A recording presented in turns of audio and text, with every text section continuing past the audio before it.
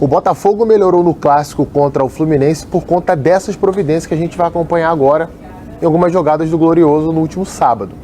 Reparem o movimento do Vitinho, né? O Botafogo está iniciando um ataque. O Vitinho, que geralmente era o jogador que atacava mais aberto pelo lado direito, teve um posicionamento diferente, como a gente vai ver, ó. A gente está vendo o Vitinho e o Matheus Martins na jogada. Os dois jogadores ali que compõem o lado direito do Botafogo.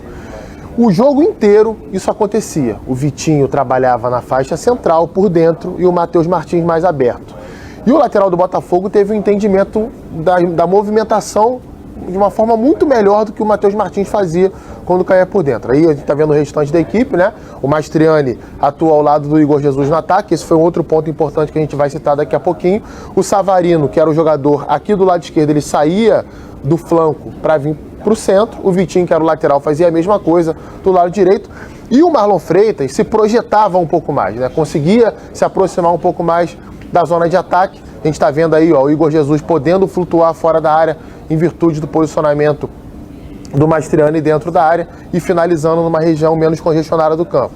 Novamente, outro ataque do Botafogo, a saída de 3, como geralmente acontece, o Gregory entre os dois zagueiros, o Marlon Freitas um pouco mais à frente, mas quando a bola chega perto da área adversária, o Marlon Freitas vai se projetar e criar um problema para o meio-campo do Fluminense, né?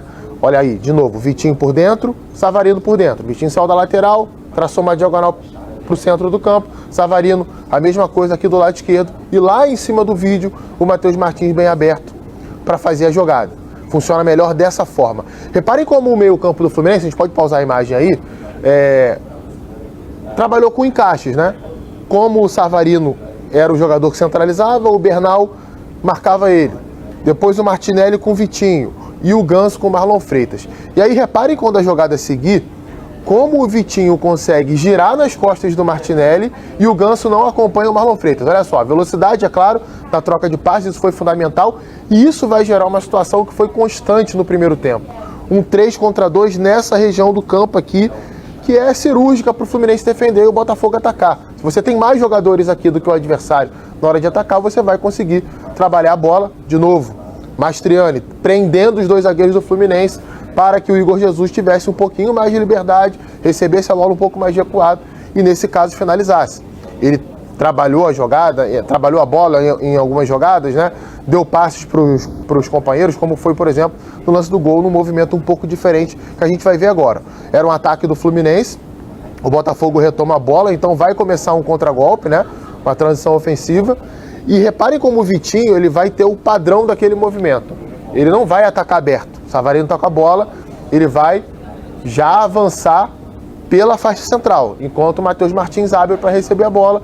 Mastriani, de novo, centralizado, prendendo pelo menos um dos zagueiros, e o Igor Jesus mais livre, né, com mais liberdade para fazer outros movimentos. A gente viu nas outras jogadas ele recuando para receber, agora ele vai fazer uma diagonal ali entre lateral e zagueiro para cruzar rasteiro, e o Vitinho atacando por dentro vai marcar o gol do Botafogo, primeiro gol que abriu o caminho para a vitória do Glorioso contra o Fluminense. Ainda no primeiro tempo, ó, de novo a saída com 3 jogadores e olha aí o padrão, tá? O Vitinho por dentro, o Savarino por dentro, o Matheus Martins bem aberto lá pelo lado direito e o Igor Jesus em relação ao Mastriani um pouquinho mais recuado, né? Deixa o Mastriani afundar o zagueiro na área e o Igor Jesus ter liberdade para circular na intermediária. A gente vai ver de novo como o Botafogo trabalha essa bola com rapidez, um outro ponto importante para entender, ó, se aproxima, olha o Marlon Freitas e o Ganso está atrasado para marcar ele. Vai se aproximar, vai trocar passe, triangulação, rapidamente o Savarino já está na área para fazer o cruzamento para o Igor Jesus, numa região mais recuada do campo, cabecear na trave esquerda do goleiro do Fluminense.